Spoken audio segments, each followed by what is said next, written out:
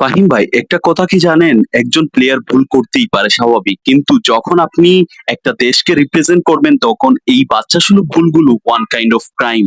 সান Marino ম্যাচের একদম শুরুতে তাদের একজন প্লেয়ার লম্বা একটা পাস দেয় বাংলাদেশের হাফে থাকা একজন স্ট্রাইকারের কাছে, যেখান থেকে হামজা 1 ভার্সেস 1 ব্যাটেলে বল জিতে নেন এবং বলটা পৌঁছায় ফাহিমের কাছে। এখন এখানে লক্ষ্য করুন, একজন ফরওয়ার্ড হিসাবে আপনার ভীষণ কি হওয়া উচিত? কুইক কাউন্টারে ওঠা, এবং ওই ভীষণ থেকে আপনার সামনে সবচেয়ে সহজ অপশন হলো আপনার সামনে থাকা শেখ মুরসালিন। ভাবলাম যে আপনার এরকম কোনো ভীষণ নাই, কিন্তু একটু খেয়াল করলে দেখবেন হামজা নিজেই ফিঙ্গার পয়েন্ট দিয়ে দেখিয়ে দিচ্ছেন যে তুমি মুরসালিনকে বল দাও।